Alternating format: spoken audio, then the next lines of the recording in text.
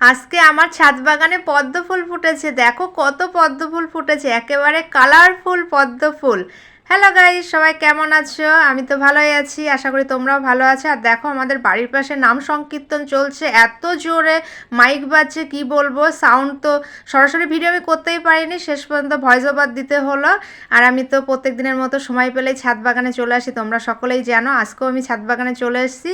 এসে দেখো আমার ছাদ বাগানে পদ্ম ফুল ফুটেছে। এই দেখো, এই কুড়িটা কালকে ফুটবে, আর এখনও অনেক কুড়ি হয়ে আছে। আর এগুলো তো ফুটে গেছে, আজকে সকালে ফুটেছিল, মা তো তুলে নিয়ে গেছে আর কিছু রেখে গেছে, তার উপরেই ভিডিও করছি।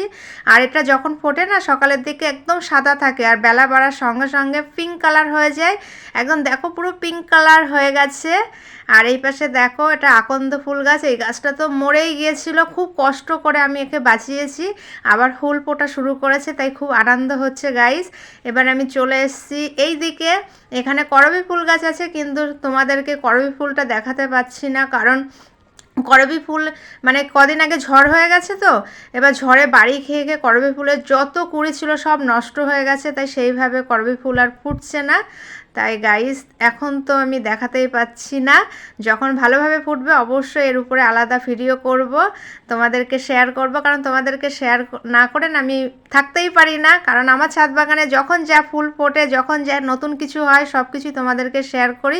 এবার চলো আর কটা স্থলপদ্ম গাছ আছে, এগুলো কিন্তু সব স্থলপদ্ম গাছ। এবার আমি নিচের দিকে নামছি।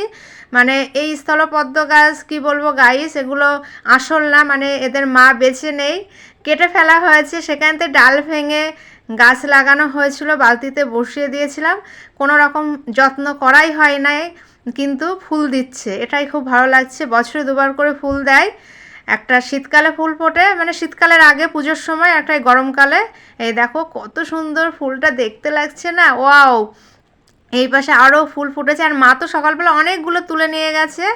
এদের আসল গাছটা মানে এদের মা গাছটা বেঁচে নেই, সে তো খুবই বেশি বেশি ফুল দিত। এখন তো আর কি করব, সেই জায়গায় ঘর তৈরি করা হয়েছে, সেই কারণে কেটে ফেলা হয়েছে। আর সেখান থেকে কয়েকটা ডাল ভেঙে বালতিতে বালতিতে বসিয়ে দেওয়া হয়েছিল। প্রথমে তো ভেবেছিলাম হবেই না, তারপরে দেখলাম না, বেঁচে গেছে, এখনও ফুলও দিচ্ছে। তাই গাইস, আমার ছাদ বাগানটা তোমাদেরকে, মানে ছাদ বাগান তো পুরোটা দেখাইনি, দেখানো সম্ভব না একটা ভিডিওতে, কিছু কিছু কেটে কেটে প্রতি মুহূর্তে ভিডিও করে তোমাদেরকে শেয়ার করি। আজকে স্থলপদ্ম, এগুলো কিন্তু স্থলপদ্ম গাছ, স্থলপদ্ম দেখালাম। তোমাদের কেমন লাগলো অবশ্যই লাইক কমেন্ট করে জানিও, পারলে শেয়ার করে দিও। আর এই দেখো করবী গাছ, এই করবী গাছের উপরে পরে তোমাদেরকে ফুল ভিডিও দেখাবো। এখন আর দেখাচ্ছি না, এখন রাখছি, টাটা। সবাই ভালো থেকো কিন্তু।